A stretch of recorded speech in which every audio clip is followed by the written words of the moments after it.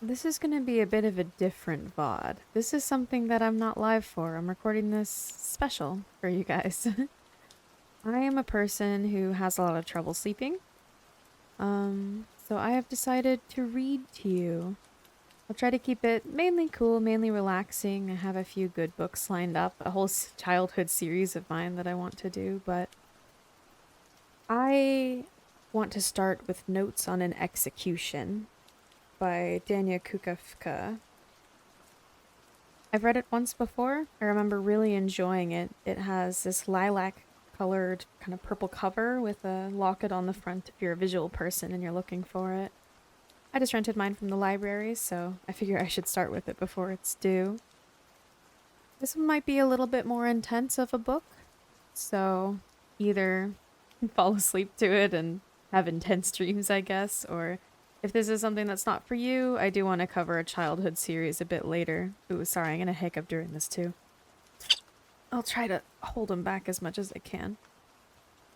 I'll do a childhood series of mine later on that'll be a bit lighter, lighthearted, calming to listen to. This one's calming in its own way, though, for those who like crime. Notes on an Execution is essentially about this boy named Ansel Packer, who ends up on death row, a man who ends up on death row. And we learn about how he got to the place that he's at, basically. I can read the little synopsis for you guys before I go into it. Ansel Packer is scheduled to die in 12 hours. He knows what he's done and now awaits execution, the same chilling fate he forced on those girls years ago. But Ansel doesn't want to die. He wants to be celebrated. Understood. Through a kaleidoscope of women, a mother, a sister, a homicide detective, we learn the story of Ansel's life. We meet his mother, Lavender, a 17-year-old girl pushed to desperation. Hazel, twin sister to Ansel's wife, inseparable since birth, forced to watch helplessly as her sister's relationship threatens to devour them all. And finally, Safi, the detective hot on his trail, who has devoted herself to bringing bad men to justice, but struggles to see her own life clearly. As the clock ticks down, these three women sift through the choices that culminate in tragedy, exploring the rippling fissures that such destruction inevitably leaves in its wake. Blending breathtaking suspense with astonishing empathy, Notes on an Execution presents a chilling portrait of womanhood as it simultaneously unravels the familiar narrative of the American serial killer, interrogating our system of justice and our cultural obsession with crime stories, asking readers to consider the false promise of looking for meaning in the psyches of violent men. So, we learn about this man and how sometimes there is no proper explanation. But I will give a few trigger warnings. Trigger warning for this book. There's a lot of scenes of very intense things, childhood abuse, possible sexual assault, and or touchy subjects. So if that sort of stuff is not okay with you, then maybe wait until I cover the Sisters Grimm series. That one's a childhood series of mine. It should be a bit more lighthearted. But for those who want some deeper thinking media, I say let's get into it. You are a fingerprint. I guess the chapter is called 12 hours. It's counting down the time of his death. 12 hours. You are a fingerprint. When you open your eyes on the last day of your life, you see your own thumb. In the jaundiced prison light, the lines on the pad of your thumb look like a dried out riverbed, like sands washed into twirling patterns by water, once there and now gone. The nail is too long. You remember that old childhood myth, how after you die, your nails keep growing until they curl around your bones. Inmate, state your name and number. Ansel Packer, you call out. 999631. You roll over in your cot. The ceiling forms its usual picture, a pattern of water stains. If you tilt your head just right, the damp patch near the corner blooms into the shape of an elephant. Today's the day, you think. to the fleck of lumped paint that forms the elephant's trunk. Today is the day. The elephant smiles, like it knows a desperate secret. You've spent many hours replicating this exact expression, matching the elephants on the ceiling grin for grin. Today, it comes genuine. You and the elephant smile at each other, until the fact of this morning blooms into an excited understanding, until you both look like maniacs. You swing your legs over the edge of the bed, heave your body from the mattress. You pull on your prison-issue shoes, black slippers that leave an inch for your feet to slide around. You run water from the metal faucet over your toothbrush, squeeze out a gritty trail of toothpaste powder, then wet your hair in front of the small mirror, in which the glass is not actually glass, instead a pitted, scarring aluminum that would not shatter if broke. In it, your reflection is blurry and warped.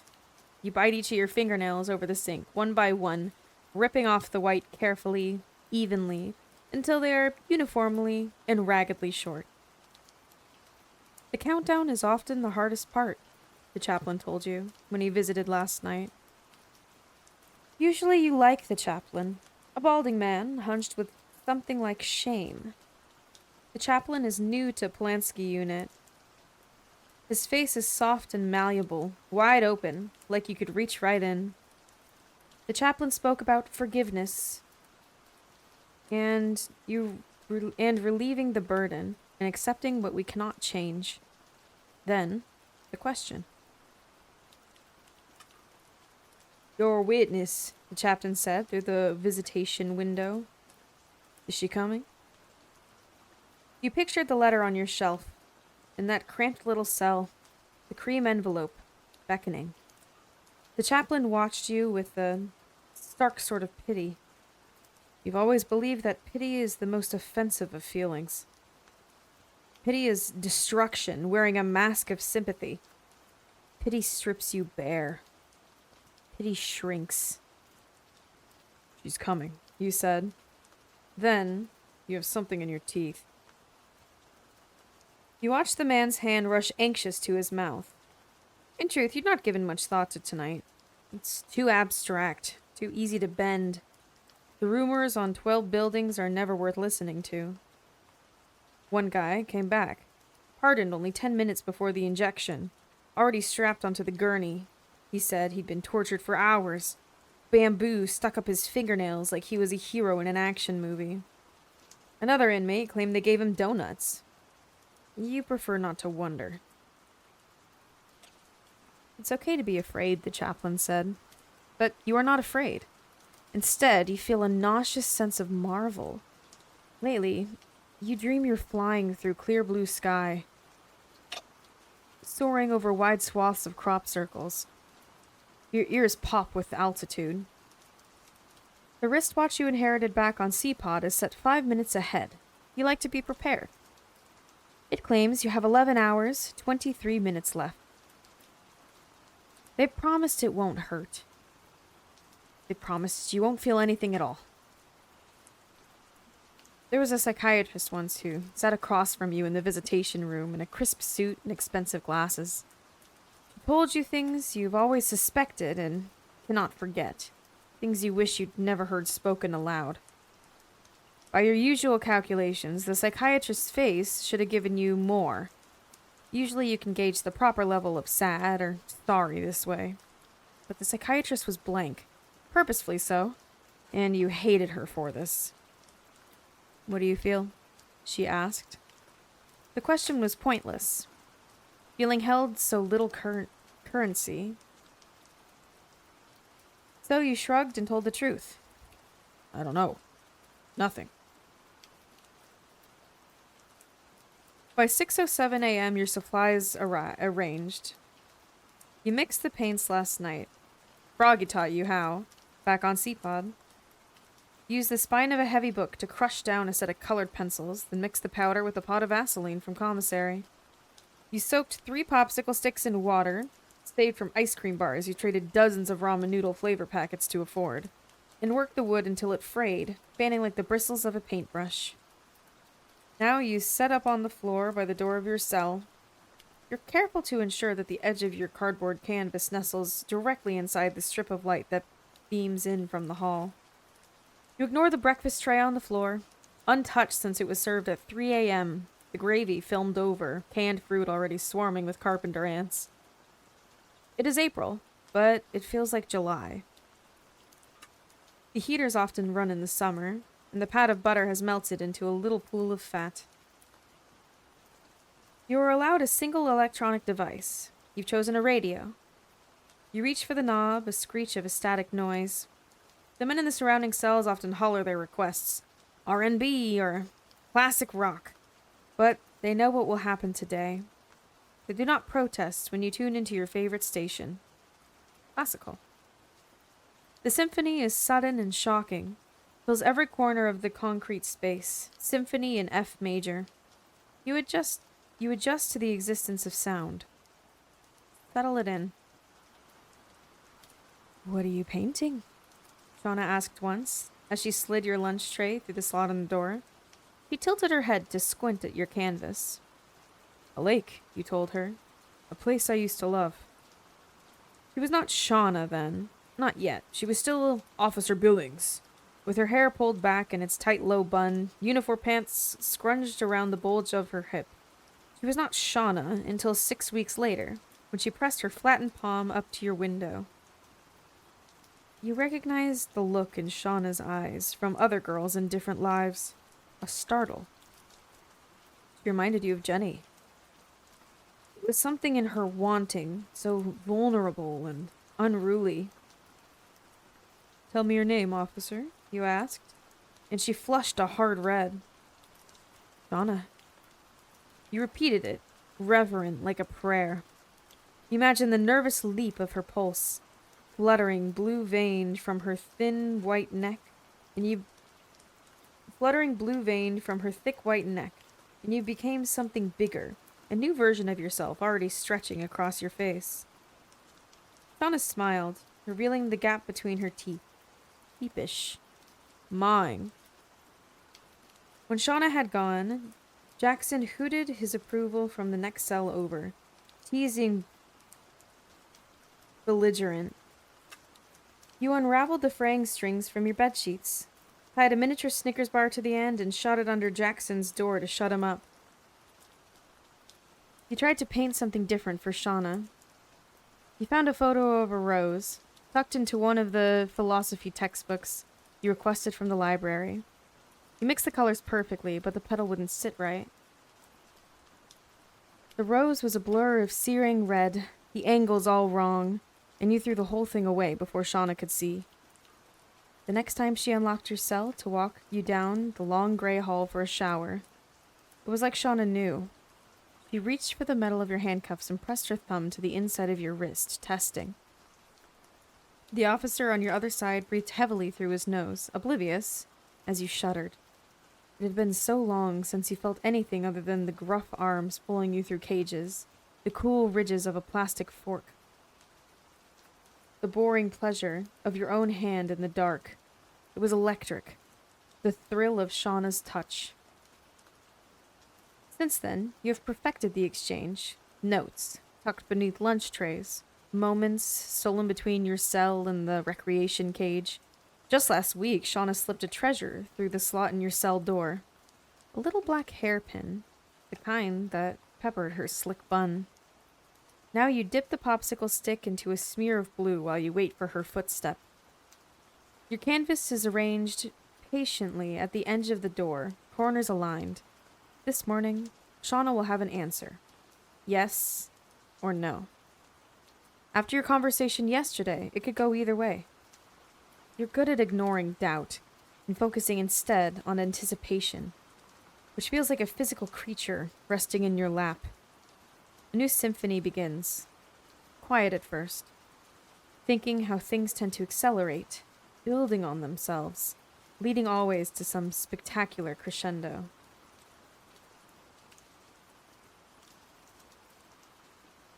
You study the form while you paint. Offender property inventory. No matter Shauna's answer, you'll have to pack. 3 red mesh bags lie at the foot of your cot. They'll transfer your most essential belongings to the walls unit, where you'll take another few hours with your earthly possessions before everything is taken away. You stuff them lazily full of things you have hoarded the past 7 years at Polonsky. The Funyuns, and the hot sauce, and the extra tubes of toothpaste. All meaningless now. You'll leave it all to Froggy back at C-Pod, the only inmate ever to beat you in a game of chess.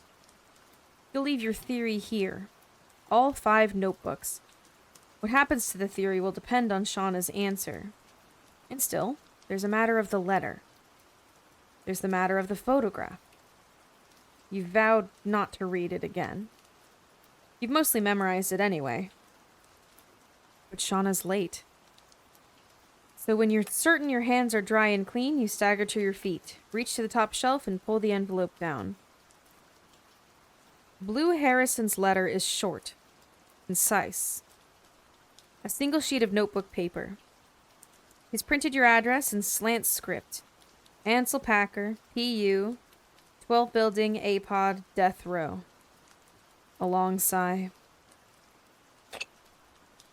You place the envelope gently on your pillow, before moving aside a stack of books to find the photograph, taped and hidden between the shelf and the wall. This is your favorite part of your cell. Partially because it never gets searched, and partially because of the graffiti. You've been in this cell on A-Pod since you got your official date, and sometime before that, another inmate etched the words painstakingly into the concrete. We are all rabid. You smile every time you see it. It's so bizarre. So nonsensical. So unlike the other prison graffiti. Mostly scripture and genitalia. There's a quiet truth to it that you'd almost call hilarious given the context. You peel the tape from the corner of the photograph, careful not to rip. You sit on the bed, holding the photograph and the letter in your lap. Yes, you think. We are all rabid. Until the letter from Blue Harrison arrived a few weeks ago, the photo was the only thing you kept for yourself. Back before the sentencing, when your lawyer still believed in the coercion confession, she offered you a favor. It took a few phone calls, but eventually she had the photograph mailed from the sheriff's office in Tupper Lake. In the photo, the blue house looks small, shabby. The camera's angle cuts out the shutters on the left side, but you remember how they bloomed with hydrangea. It would be easy to look at the photograph and see only a house. Bright blue, paint peeling. The signs of the restaurant are subtle. A flag waves from the porch. Open. The gravel driveway has been plowed to create a makeshift parking lot for customers. The curtains look plain white from the outside, but you know that inside they are checkered with little red squares. You remember the smell. French fries, Lysol, apple pie, how the kitchen doors clanged, steam, broken glass. On the day the photo was taken, the sky was tinged with rain. Looking, you can almost smell the sharp tang of sulfur. Your favorite part of the photograph is the upstairs window.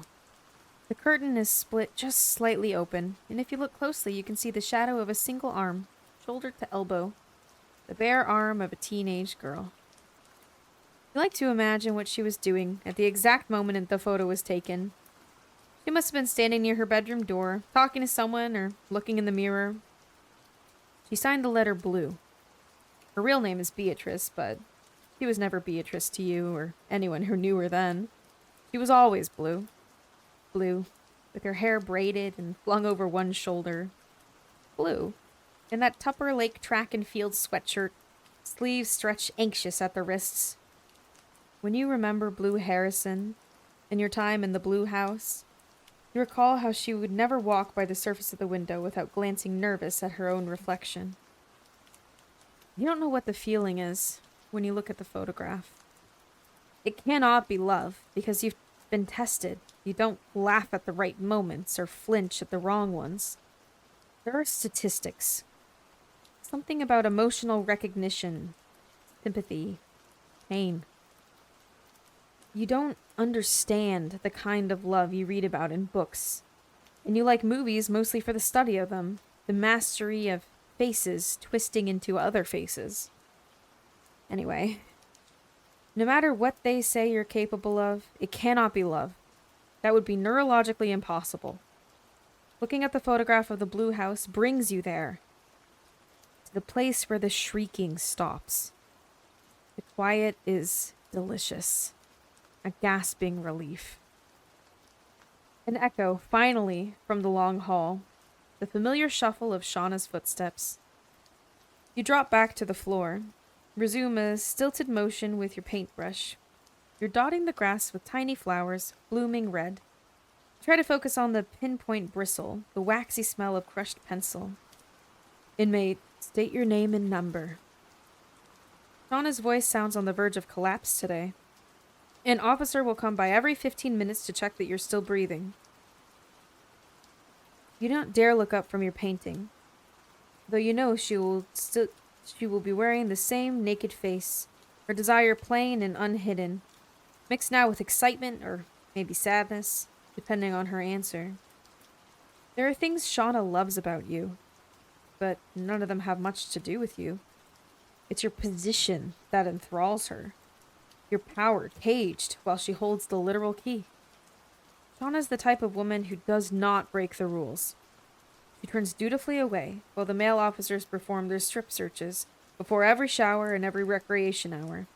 You spend 22 hours a day in this 6x9 cell where you cannot physically see another human being, and Shauna knows this. She's the type of woman who reads romance novels with hulking men on their covers.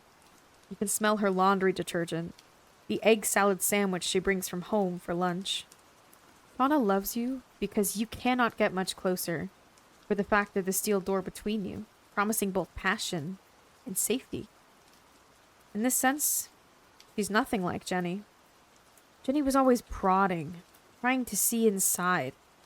Tell me what you're feeling, Jenny would say. Give me your whole. But Shauna revels in the distance, the intoxicating unknown that sits between two people. And now she perches at the edge of the gap. It takes every ounce of self-control not to look up and confirm what you know. Shauna belongs to you. Ansel Packer, you repeat calmly. 999631. Shauna's uniform creaks as she bends to tie her shoe. The camera in the corner of your cell does not reach to the hall, and your painting is positioned perfectly. It comes in the slightest flash of white, nearly non-existent. The flicker of paper as Shauna's note slips beneath the crack in your door, hiding seamlessly under the edge of your canvas. Shauna believes in your innocence. You could never do that, she whispered once, paused outside your cell on a long evening shift, shadows razoring across her cheeks. You could never. She knows, of course, what they call you on 12 Building, the girly killer. The newspaper article was generous with the details. It ran after your first appeal, spreading the nickname across 12 Building like wildfire. The writer had lumped them all together, as though they were intentional. Related, the girls. The article used that word, the one you hate. Ethereal is something different, a label made for men unlike you. You could never. Shauna is certain. Though you've never once claimed this for yourself. You prefer to let her talk in circles. To let the outrage take over. This is immeasurably easier than the questions. Do you feel bad? Are you sorry? You're never quite sure what this means. You feel bad, sure. More accurately, you wish you were not here.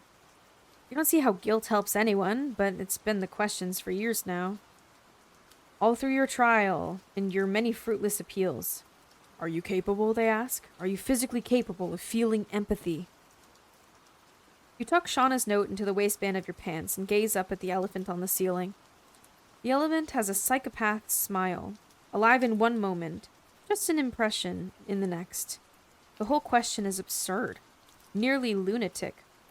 There's no line you cross over, no alarm you set off, no scale to weigh. The question, you have finally deduced, is not really about empathy. The question is how you can possibly be human. And yet, you lift your thumb to the light, examine it close. In that same fingerprint, it is inarguable and insistent. the faint, mouse-like tick of your own pulse. There's the story you know about yourself. There's a story everyone knows. As you pull Shauna's note from your waistband, you wonder how the story became so distorted. How only your weakest moments matter now. How they expanded to devour everything else. You hunch over, so the camera placed in the corner of your cell cannot catch the note. There, in Shauna's trembling handwriting, 3 words.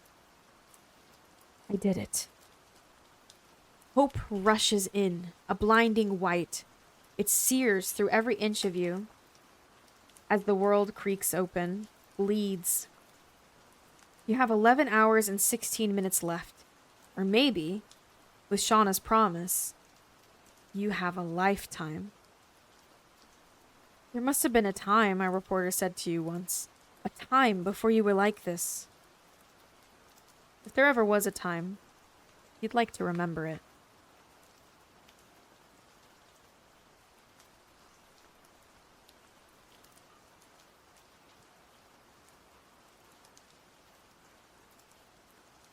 Chapter 2. Lavender, 1973. If there was a before, it began with Lavender. She was 17 years old. She knew what it meant to bring life into the world. The gravity. She knew that love could swaddle you tight and also bruise.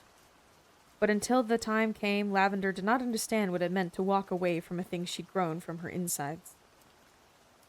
Tell me a story, Lavender gasped between contractions. She was splayed out in the barn, on a blanket propped against a stack of hay. Johnny crouched over her with a lantern, his breath curling white in the frigid late winter air. The baby, Lavender said. Tell me about the baby. It was becoming increasingly clear that the baby might actually kill her. Every contraction proved how horribly unprepared they were. Despite all Johnny's bravado in the passages he quoted from the medical textbook his grandfather left, neither of them knew much about childbirth. The books hadn't mentioned this. The blood. Apocalyptic. The pain. White-hot and sweat-soaked. He'll grow up to be president, Johnny said. He'll be a king. Lavender groaned. She could feel the baby's head tearing at her skin, a grapefruit half exited. You don't know if it's a boy, she panted. Besides, there's no such thing as kings anymore. She pushed until the walls of the barn went crimson. Her body felt full of glass shards, a jagged inner twisting. When the next contraction came, Lavender sank into it, her throat breaking into a guttural scream. He'll be good, Johnny said. He'll be brave and smart and powerful. I can see his head, Lav. You have to keep pushing. Blackout. Her whole self converged into one shattering wound. The shriek came then, a mewling cry. Johnny was covered in gore up to his elbows, and Lavender watched as he picked up the gardening shears he'd sterilized with alcohol, then used them to cut the umbilical cord. Seconds later, Lavender was holding it. Her child. Slick with afterbirth, foamy around the head, the baby was a tangle of furious limbs. In the lantern's glow, his eyes were nearly black. He did not look like a baby, Lavender thought. Little purple alien. Johnny slumped beside her in the hay, panting. Look, he rasped. Look at what we made, my girl. The feeling hit Lavender just in time. A love so consuming, it felt more like panic. The sensation was followed immediately by a nauseous tidal guilt, because Lavender knew from the second she saw the baby that she did not want this kind of love. It was too much, too hungry. But it had been growing inside her all these months, and now it had fingers, toes. It was gulping oxygen. Johnny wiped the baby down with a towel and positioned him firmly against Lavender's nipple. As she peered down at the scrunched and flaking bundle, Lavender was thankful for the dark of the barn, the sweaty damp of her face. Johnny hated when she cried. Lavender placed a palm on the ball of the baby's head, those initial traitorous thoughts already laced with regret. She drowned the feelings with assurances, murmured against the baby's slippery skin. I will love you like the ocean loves the sand. They named the baby Ansel, after Johnny's grandfather. Here were the things Johnny had promised. Quiet. Open skies. A whole house at their disposal. A garden of Lavender's own. No schools, no disappointed teachers. No rules at all. A life where no one was ever watching. They were alone in the farmhouse, completely alone, the nearest neighbor 10 miles away. Sometimes when Johnny went out hunting, Lavender stood on the back deck and screamed as loudly as she could. Screamed until her voice went hoarse to see if someone would come running. No one ever did. Just a year earlier, Lavender had been a normal 16. It was 1972, and she spent her days sleeping through math class, then history class, then English class, cackling with her friend Julie as they smoked pilfered cigarettes by the gym door. She met Johnny Packer at the tavern, where they snuck in one Friday. He was older, handsome. Like a young John Wayne, Julie had giggled the first time Johnny showed up after school in his parked pickup truck. Lavender loved Johnny's scraggly hair, the rotation of flannel shirts, his heavy work boots. Johnny's hands were always filthy from the farm, but Lavender liked how he smelled. The grease and sunshine. The last time Lavender saw her mother, she'd been slumped at the folding card table, a cigarette dangling from her mouth. Her mother had attempted a housewife's beehive. It was flat, lopsided, like a drooping balloon. "You go right ahead," Lavender's mother had said. "Drop out of school. Move to that ratty farm." A sick, satisfied smile. "Just you wait, honey. Men are wolves, and some wolves are patient."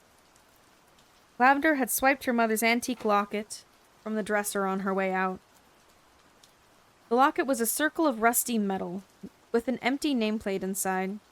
She'd adorned the center of her mother's broken jewelry box for as long as she could remember, the only proof that Lavender's mother was capable of treasuring something. It was true that living on the farm had not been quite what Lavender had imagined. She moved in 6 months after meeting Johnny. Before that, Johnny had lived alone with his grandfather. Johnny's mother had passed away, and his father had left, and he never spoke of either of them. Old Ansel had been a war veteran with a grizzled voice who made Johnny perform chores for every meal as a child. Old Ansel coughed, and he coughed, until he died, a few weeks after Lavender arrived. They buried him in the yard beneath the spruce. Lavender didn't like to walk over the spot, still humped with dirt. She learned to milk the goat, to wring the chickens' necks before she plucked and disemboweled them. She tended to the garden, which was 10 times the size of the small patch she'd kept behind her mother's trailer. It was always threatening to outgrow her. She'd given up regular showers, too difficult with this outdoor spigot, and her hair had become permanently tangled. Johnny did the hunting. He purified their water, fixed up the house. Some nights he'd call Lavender in from a long day in the yard. She'd find him standing by the door with his pants unzipped and gorged and waiting for her with his sneer face. Those nights he threw her against the wall, with her cheeks slammed hard on the splintering oak, Johnny's hunger growling into her neck. She would revel in the essence of it, his thrusting need, those calloused hands exalting her, my girl. Lavender did not know if she thrilled with Johnny's hardness or the fact that she could gentle it. They did not have diapers, so Lavender wrapped a clean rag around Ansel's waist and knotted it at the legs. He swaddled him tight in one of the barn blankets, then stood to limp after Johnny. She hiked barefoot back up to the house, dizzy. She'd been in so much pain she did not remember the trip to the barn, only that Johnny had carried her. And now she did not have the shoes. The late winter air was biting cold, and Lavender held Ansel to her chest as he sputtered. She guessed it was near midnight. The farmhouse sat at the top of a hill. Even in the dark, it looked lopsided, leaning precariously to the left. The house was a constant work in progress. Johnny's grandfather had left them with the bursts of pipes, the leaking roof, the missing window panes. Usually, Lavender didn't mind. It was worth it for the moments she stood alone on the deck, overlooking the wide expanse of field. The rolling grass shone silver in the mornings, orange in the evenings, and across the pastures she could see the gnashing peaks of the Adirondack Mountains. The farmhouse sat just outside Essex, New York, an hour drive from Canada. On a clear day, she liked to squint into the bright, imagining an invisible line where the distance turned into another country entirely. The thought was exotic, enchanting. Lavender had never left New York State. "Will you make a fire?" he asked when they were inside. The house was frigid, the previous night's cold ash sitting gusty in the wood stove. "It's late," Johnny said. "Aren't you tired?" It wasn't worth the argument. Lavender struggled up the stairs where she sponged the blood from her legs with a washcloth and changed her clothes. None of her old clothes fit anymore. The bell-bottom corduroys she thrifted with Julie sat in a box with her best-colored blouses, too tight for her bulging stomach. By the time she climbed into bed wearing one of Johnny's old t-shirts, he was already asleep, and Ansel was fussing in a bundle on her pillow. Lavender's neck crackled with dried sweat, and she dozed upright with the baby in her arms, anxious, half-dreaming. By morning, Ansel's rag had soaked through, and Lavender could feel the slick of diarrhea running down her deflating belly. When Johnny woke to the smell, he jolted. Ansel started to cry, a shrieking upset. Johnny stood, fumbling for an old t-shirt, which he threw onto the bed just out of Lavender's reach. "If you can hold him for a second." The look Johnny gave her then. The frustration did not belong on his face. It was the kind of ugly that must have originated inside Lavender herself. "I'm sorry," Lavender wanted to say, though she did not know what for. As she listened to Johnny's footsteps creak down the stairs, Lavender pressed her lips to the screaming baby's forehead. This was how it always went, wasn't it? All those women who'd come before her, in caves and tents, all covered wagons. It was a wonder how she'd never given much thought to the ancient timeless fact. Motherhood was, by nature, a thing you did alone. Here were the things Johnny had loved once. The mole on the back of Lavender's neck, which she used to kiss before they fell asleep. The bones in her fingers, so small he swore he could feel each one. How Lavender's teeth overlapped in the front. Snaggle, he called her, teasing. Now, Johnny did not see her teeth. Instead, the scratches on her face from Ansel's tiny nails. "For God's sake," he said as Ansel screamed. "Can't you make him stop?" Johnny sat at the pockmarked table, using Ansel's pudgy fingers to trace cartoon animals into the leftover fat on his dinner. "Dog," Johnny explained, his voice croaking tender. "Chicken." Ansel's face was a blobby, uncomprehending. When the baby inevitably started whining, Johnny passed him back to Lavender and stood for his evening cigar. Alone again, as Ansel's fingers streaked grease across her shirt, Lavender tried to hold the scene at the front of her consciousness. How Johnny had gazed at his son for those brief, perfect minutes, like he wanted to impart himself on the child. Like DNA was not enough. With the baby in his lap, cooing and affectionate, Johnny looked like the man Lavender had met in the tavern so long ago. She could still hear Julie's voice, misty and beer-soured. "I bet he's soft on the inside," Julie had whispered. "I bet you could take a bite right out of him." By the time Ansel could sit up on his own, Lavender could not recall the contours of Julie's face. Only eyelashes and a sly, sneaking grin. Fraying jeans and a choker necklace, nicotine and homemade lip balm. Julie's voice, humming the Supremes. "What about California?" Julie had asked, betrayed when Lavender announced she'd been moving to the farmhouse. "What about the protests? It won't be the same without you." Lavender remembered Julie's silhouette through the window of the departing bus, a homemade sign tucked somewhere by her feet. "End the war in Vietnam." Julie had waved at the Greyhound as the Greyhound groaned away, and Lavender had not wondered, had not even questioned, whether a choice was a thing that could ravage. "Dear Julie," Lavender composed the letters in her head, because she didn't have an address or any way to get the post to the post office. She didn't know how to drive, and Johnny only used the truck once a month, alone, to go to the store. The farm needed so much work. he said. Why should she need to go into town? Johnny would sulk as he unloaded the cans of food, muttering in a voice that belonged to his grandfather. Expensive keeping the two of you. Dear Julie, tell me about California. I think of you often. Imagine you're on a beach somewhere, browning in the sun. Things are fine here. Ansel's 5 months old now. He has the strangest gaze, like he's looking right through you. Anyway, I hope the weather's nice there. Someday when Ansel's old enough, we'll come find you. He's a good baby. You'll like him. We'll all sit in the sand. Dear Julie, Ansel is 8 months today. He's so chunky, the rolls on his legs look like baking dough. He has 2 teeth now, spaced out on the bottom, like separate little jutting bones. I keep thinking about summer when we hike to the edge of the property, where the raspberries grow wild. Johnny fed the berries right into Ansel's mouth, and Ansel's hands stained red with berry juice. They looked like a postcard of a happy family. I felt so outside of myself watching them play, like a bird perched on a distant branch, or one of Johnny's rabbits strung up by the legs. Dear Julie, I know. It's been a while. Spring again now. Ansel's walking, getting into everything. He sliced his arm on some construction equipment in the yard, and of course it got infected.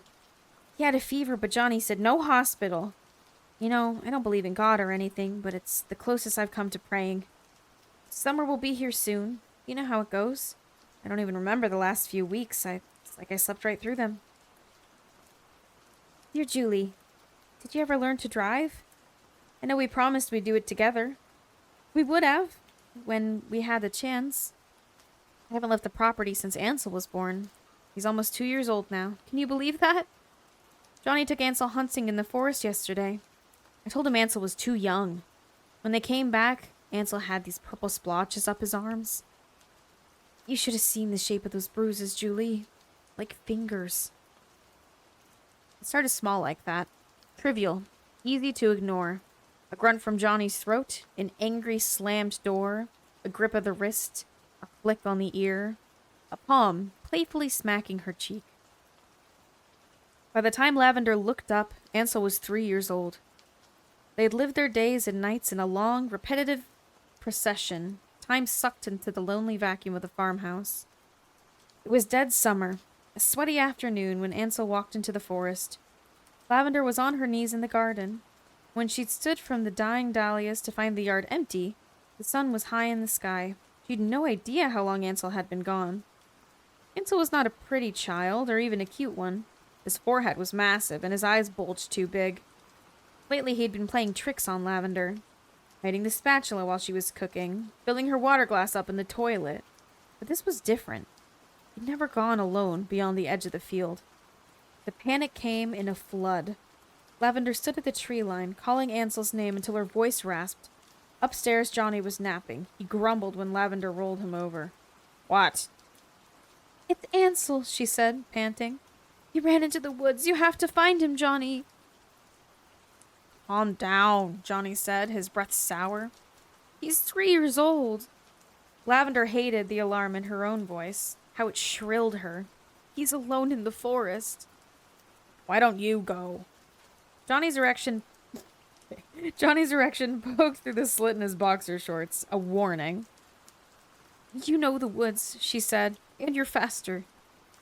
What'll you give me for it? He asked. He was joking, she thought, grinning now. His hand moved down into the elastic seam of his shorts. That's not funny, Johnny. It's not funny. Am I laughing? He smiled at her. Lavender couldn't help it. The tears were lodged in her throat, thick and painful. When she began to cry, Johnny's hands stopped. His smile melted down into a grimace. Fine, Lavender said, but you promise after you'll find him. She climbed on top, tears fled salty into her mouth as she shimmied out of her linen pants. As she pressed Johnny inside, she pictured her baby toppling scared into a stream. She pictured water filling up his tiny lungs, a vulture hovering, a steep ravine. Lavender pumped up and down, numb, by the time Johnny wilted inside her. The sneer on his face had transformed him entirely.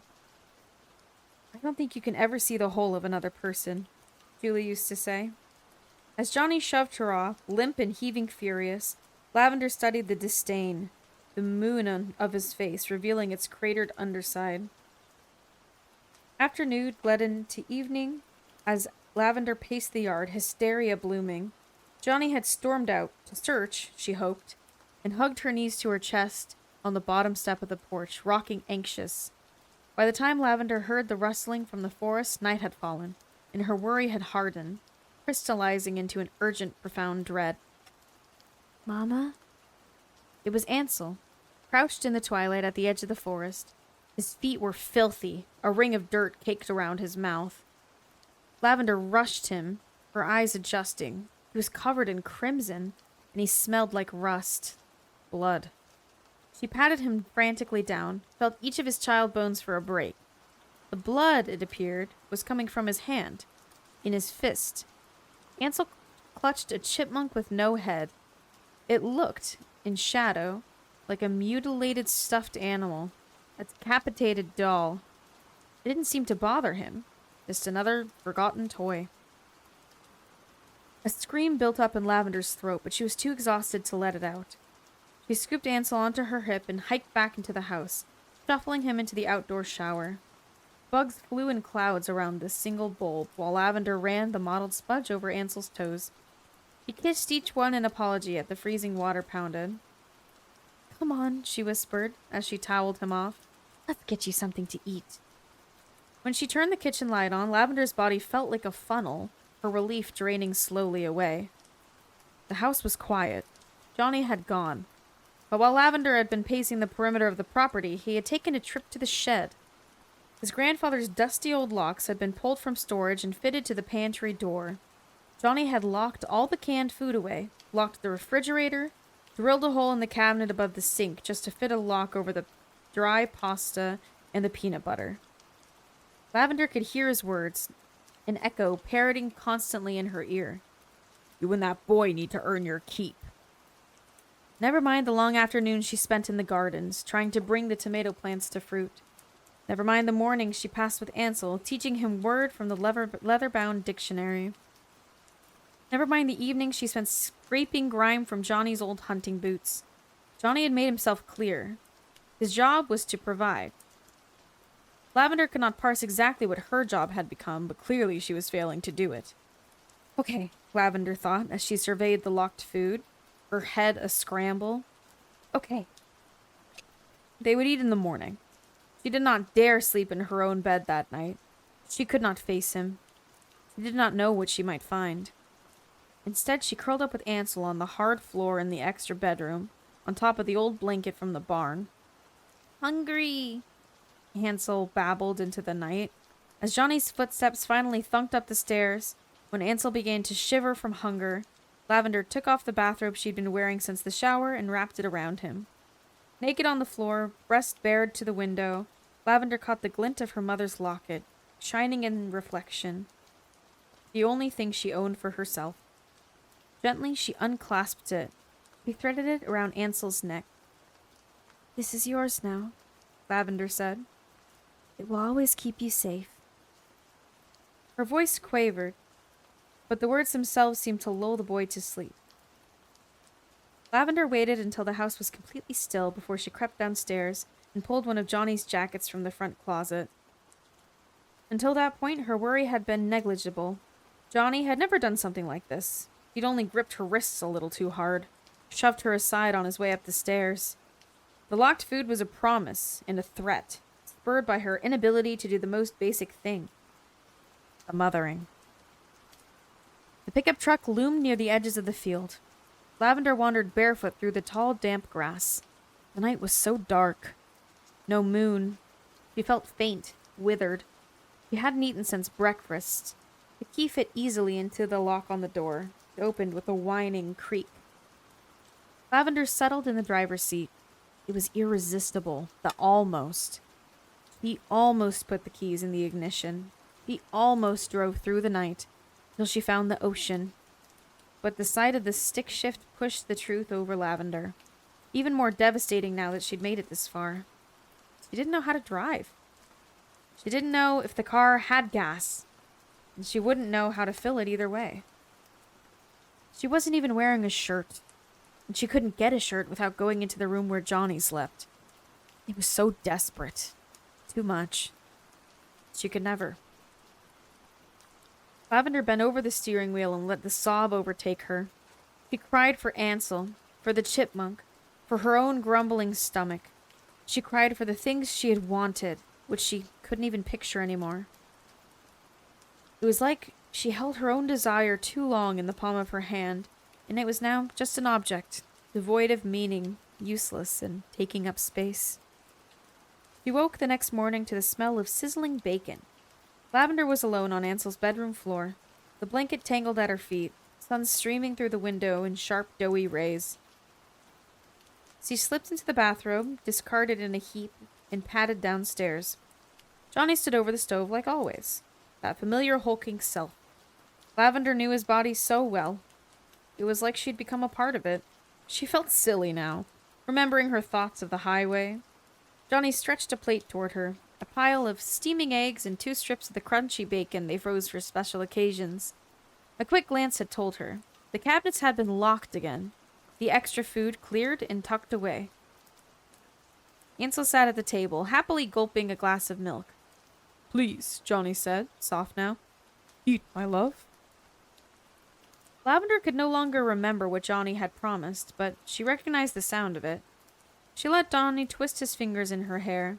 She let him kiss the ridge of her hip. She let him whisper, I'm sorry," until the words sounded like a completely different language. While Johnny napped, Lavender sat with Ansel in the rocking chair. The chain of the locket had left a faint green smudge around Ansel's neck, and her fear dipped into a momentary panic at the resemblance to a bruise. They pulled all the books from the shelves, technical manuals and maps of the Philippines, Japan, Vietnam, until they found it. A cartographer's map of the Adirondacks. Lavender jiggled Ansel on her lap, spread the paper over their legs. "We're here," Lavender whispered. She traced Ansel's hand down the highway, farmhouse to town to the ridge of the page. It was a specific violence, the white of her underwear.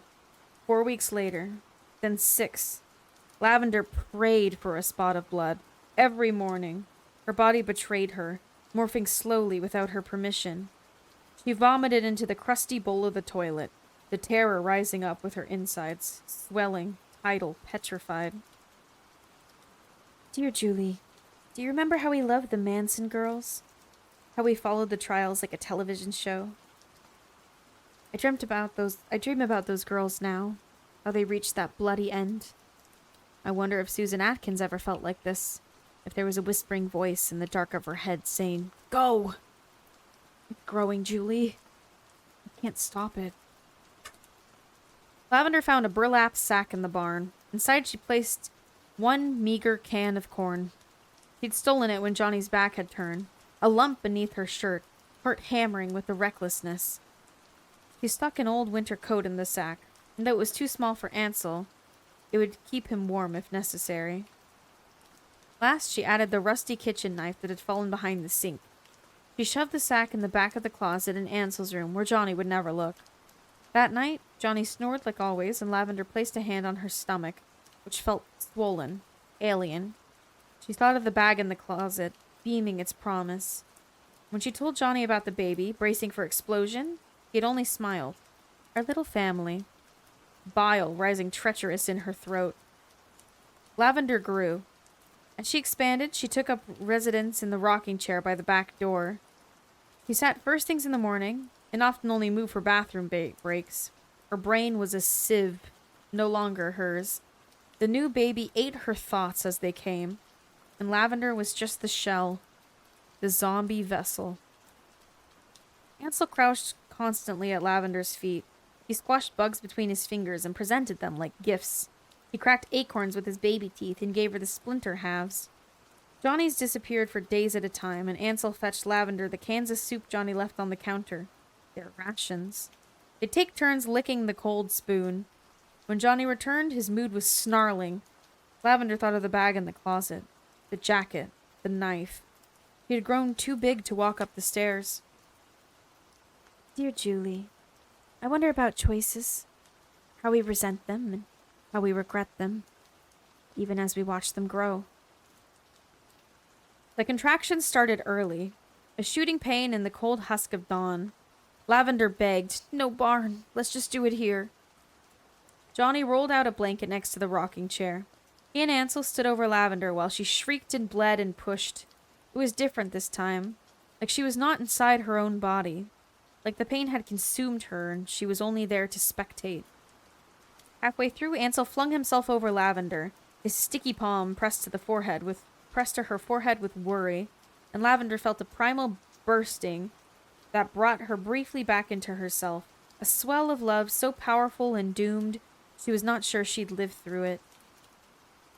After, there was calm. Lavender wished the floor would open beneath her, pull her into a different life. She was certain that her soul had exited her body along with the baby's head, fingernails, toenails. As Johnny passed the bundle to Ansel and tried to rouse her from the floor, it occurred to Lavender that reincarnation was in fact a last resort. There were other lives in this very world. California. She turned the word over in her mind, a sweet-sucking candy that disintegrated on her tongue.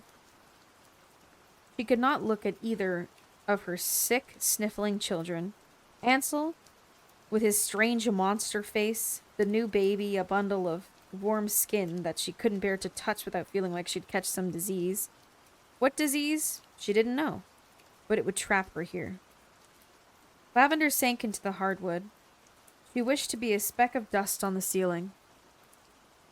Weeks passed, and the new baby did not have a name. 1 month melted into 2. "Baby Packer," Ansel would coo, as he played with the bundle on the floor by the fireplace.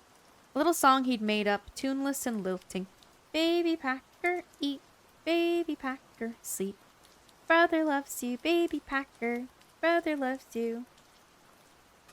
Johnny made the occasional show of tenderness, a half-hearted attempt to bring her back to life.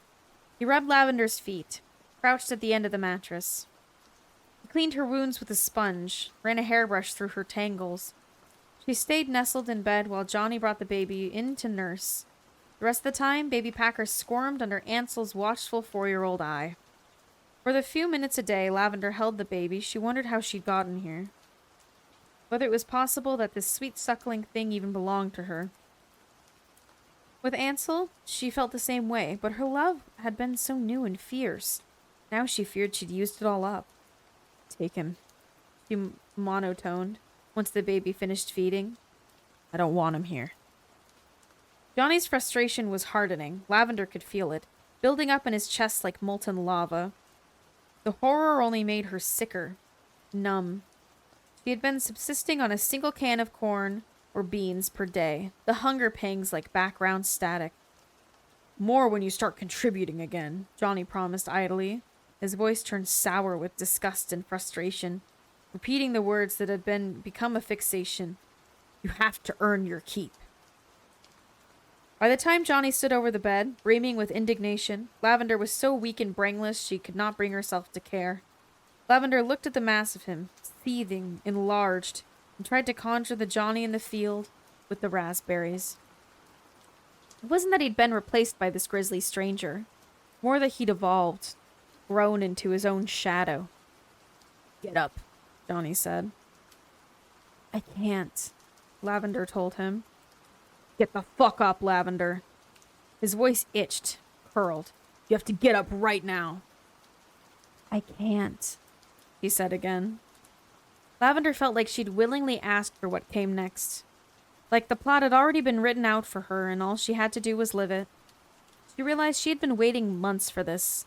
The locked food, little bruises, warnings she registered but not heeded. Before Johnny lunged, she'd expected some nightmare version of him, a picture she'd never seen. But no. In the milliseconds before the blow, Lavender looked at the same rugged man she'd always known, and she thought, with a clarity that bordered on sympathy, "You could have been anything, Johnny. You could have been anything but this."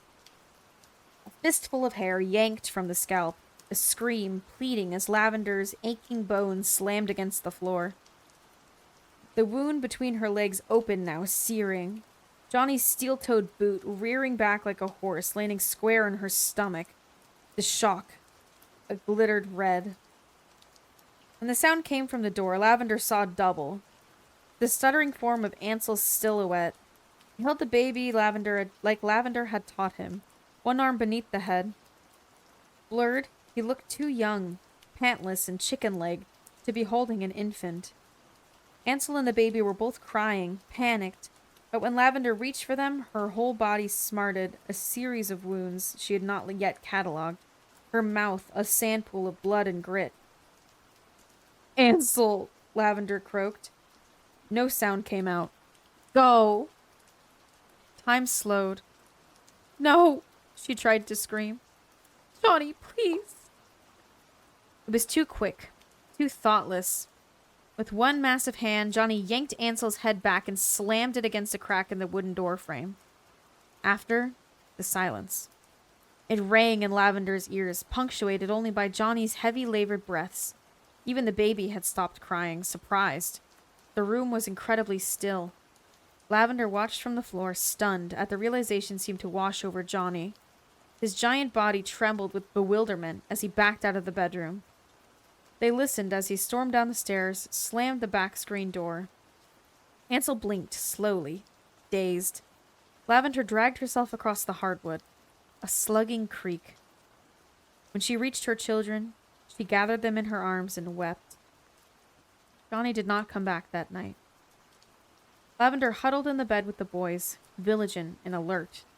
She nursed the baby until he fell asleep. When Ansel withered hungry, Lavender shook her head in apology. Not enough milk.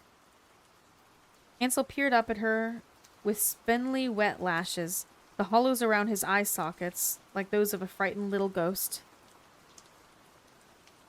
At the first light of dawn, Lavender slipped from the bed. The bruises across her legs and stomach were already purpling.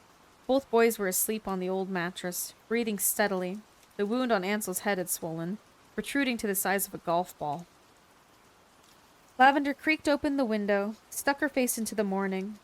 The breeze was a gasp on her cheeks, the dewy air like a new kind of promise. Beyond, the fields were a morning yellow. Beyond. Beyond was a place Lavender could hardly remember. Beyond this room, beyond this house. There were mothers who cooked pot roast for their children. There were little boys who watched cartoons on Saturday mornings, innocent and unafraid. Buttered popcorn at the movie theater, boxed cereal, real toothpaste. There were televisions and newspapers and radios, schools and bars and coffee shops. Before she moved to the farmhouse, a man had landed on the moon. For all she knew, there could be a whole city up there now. Johnny stayed away until noon. Twigs in his hair, had slept in the forest. The look on his face made him so much smaller, like a completely different Johnny, slumped and ashamed. His entire body was a beg, curled desperate for forgiveness. Lavender could not fathom forgiveness, but she would do this one thing, for the blue sunrise, for the tantalizing beyond, for the world outside, which she was starting to fear her children would never see. "Please," Lavender said. She barred her teeth so Johnny could see the chip he'd left in her canine. "Take me for a drive."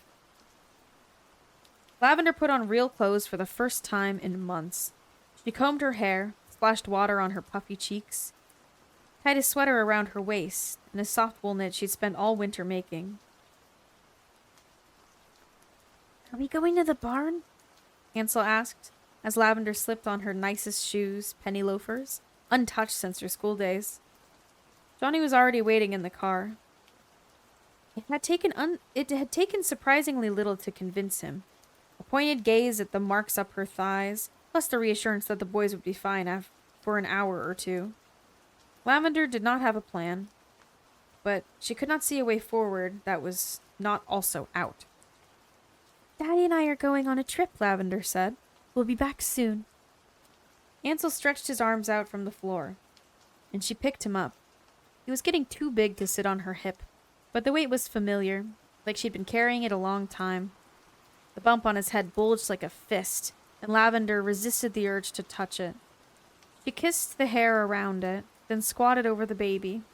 Wrapped in one of Johnny's jackets by the fireplace, baby Packer squirmed and babbled.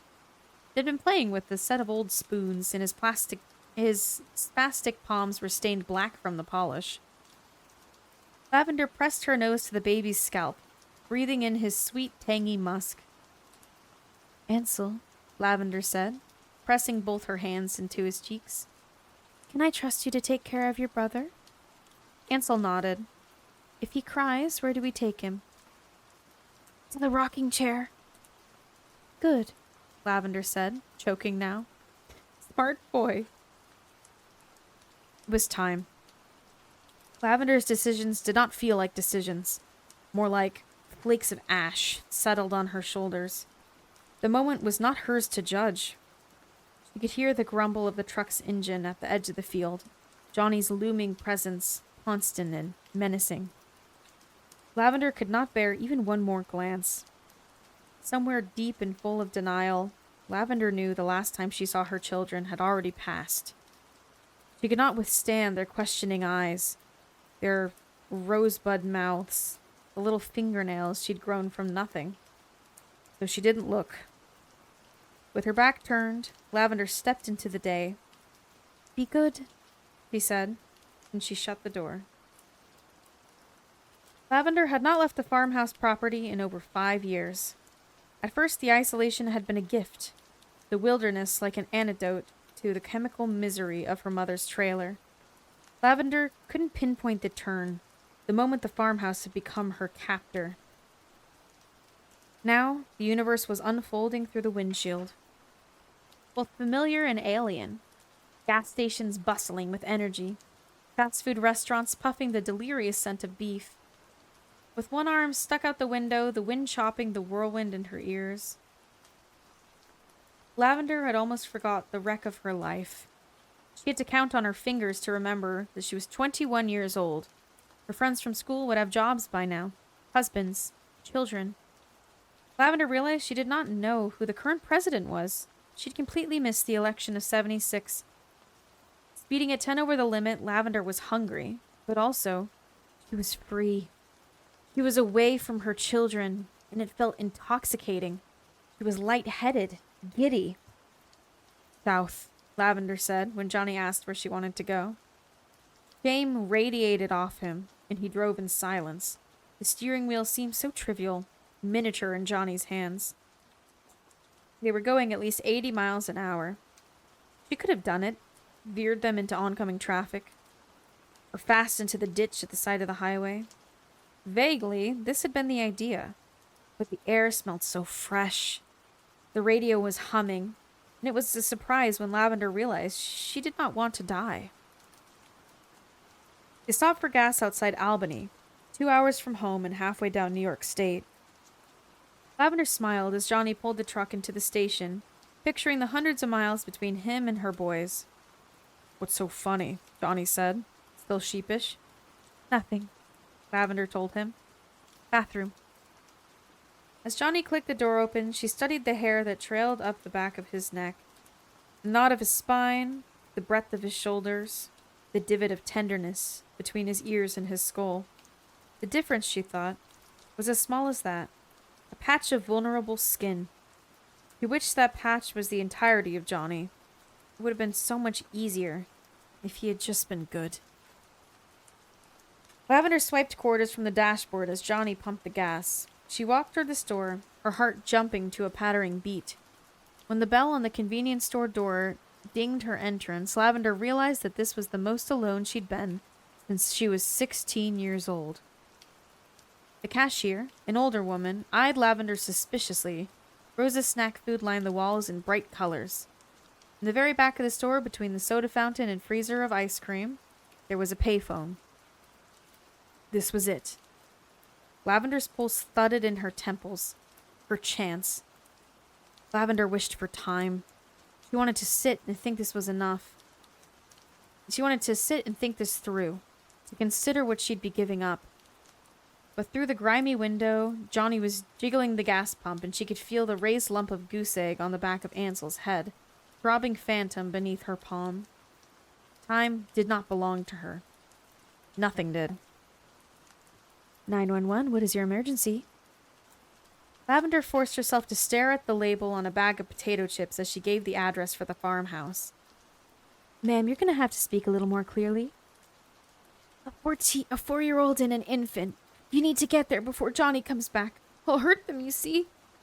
We're 2 hours away. Please, before he gets back.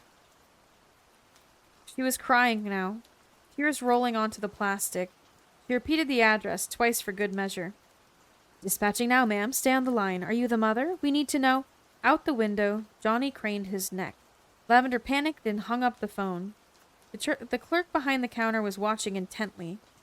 She was maybe 60, with frizzy gray hair, a stained polo shirt, nails bitten down to raw red circles.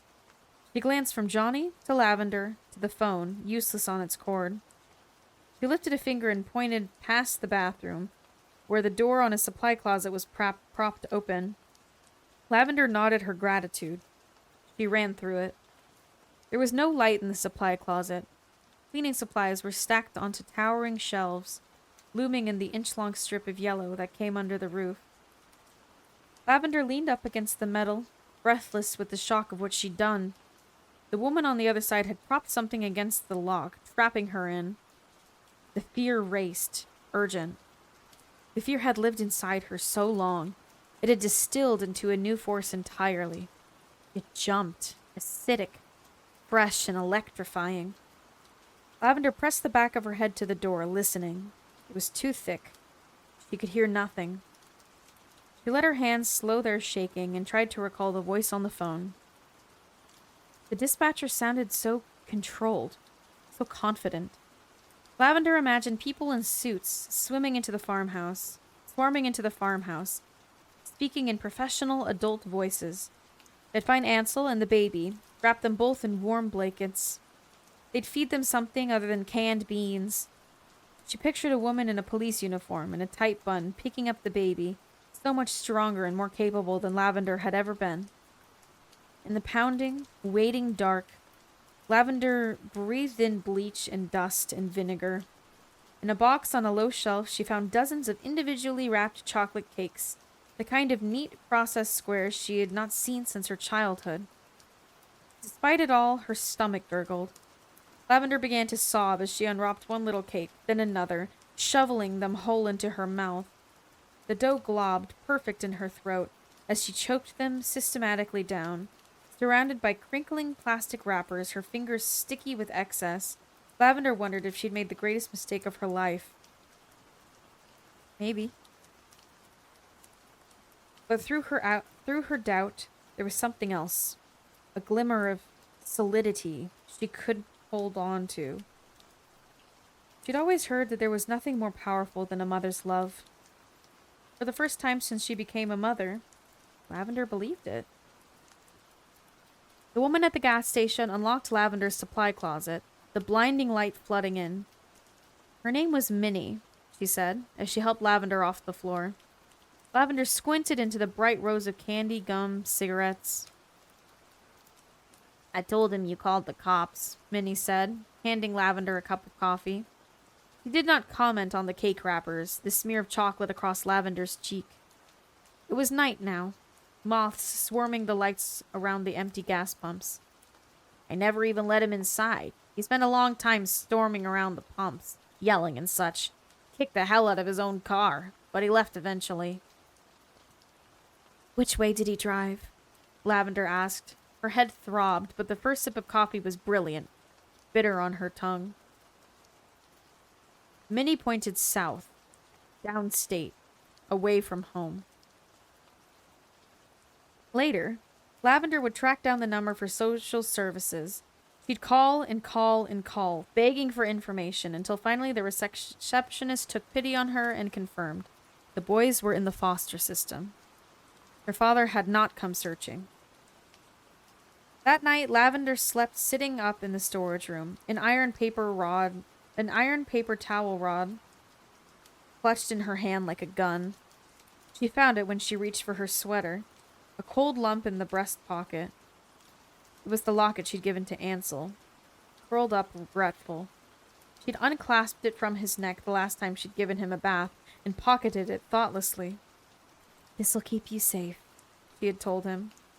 It seemed unbearably cruel that she could bestow such a promise, then accidentally steal it away. The truth felt swollen in the dark of the closet. No little trinket, no amount of love could keep anyone safe. In the morning, Minnie gave Lavender a steaming egg sandwich, a $20 bill, and a ride to the bus stop. "You go, honey," Minnie said as Lavender slid from the car. "You get as far away as you can." Huddled on the bench, Lavender wondered where Ansel was then. She hoped that someone had given him real clothes. He'd spent his entire life waddling around in men's underwear, pinned at the hips. She pictured him in a clean set of pajamas, a plate of juicy meat heaped before him. She'd forgotten to tell the police about the little bag she'd packed, with the corn and the knife and the winter coat. But now she was glad for it. How pathetic. The tiny things in which she'd placed so much hope. "Dear Julie," Lavender thought, as she'd boarded the first of many buses. The shaking fear in her chest was tinged with something else now, a pulsing in the glands beneath her teeth. It was not freedom, too wrecked for that, but it was close. "Dear Julie, wait up. I'm coming for you." When Lavender finally reached the ocean, it smelled exactly how she'd hoped. It had taken her weeks to get to San Diego. She'd hitchhiked, stolen wallets, begged on corners for bus fare. When she came across a hunting knife, lost in a sewer outside Minneapolis, Lavender recalled how Johnny used to gut a deer, anus to diaphragm. She'd spent 4 days in the passenger seat of a beer delivery truck, her hand never leaving the hilt of that knife, tucked into the waistband of her jeans. Now, Lavender kicked off her shoes, let the boardwalk warm her blistered feet. It smelled like hot dogs, seaweed, car exhaust. The beach was crowded with families, lounging and playing, running through the surf. Lavender left behind the plastic bag of things she'd acquired, toothbrush, comb, cigarettes, and stumbled onto the burning sand. The water was frigid, delicious. Lavender splashed it on her face, let the salty cold trickle into her mouth. She stripped off her clothes right there on the bustling beach and stood in her bra and underwear, ankle deep. The guilt was with her, always. Sometimes it suffocated, like a pillow held over her face in the night. Sometimes it stabbed. She'd been having the same nightmare for weeks. Ansel was digging in the yard beneath the spruce where they'd buried Johnny's grandfather. Though it wasn't Johnny's grandfather beneath the soil. It was Lavender herself. "Look, Mama," he'd say, holding her own stiff gray hand up from the dirt. "Look what I found." When Lavender was awake, the guilt mostly simmered, a low boil, steady discomfort. Her breasts were a constant reminder, still heavy with milk, but she couldn't deny it. There was also a clean, gulping relief, the joy of her own solitude, the long hours alone in her chest, the fear ebbing bit by bit from her bloodstream. Lavender did not know where she would go next. It didn't matter. She closed her eyes to the sun, as the water took her knees, thighs, hips, ribs, then sucked in a lungful of air. Before the surrendering to the freezing tug, Lavender thought of her children. She had created 2 living beings. Eventually, they'd be people. Lavender hoped that the mystery of their futures held exactly this.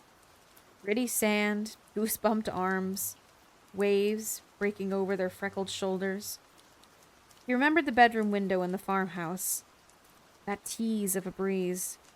They had it now. If nothing else, Lavender had given them the gift of possibility. Her boys could touch it with their hands, the wide expanse of the world. Someday, Lavender hoped, her children would wade into the ocean. When they did, they would taste her, Lavender's love, and a mouthful of salt.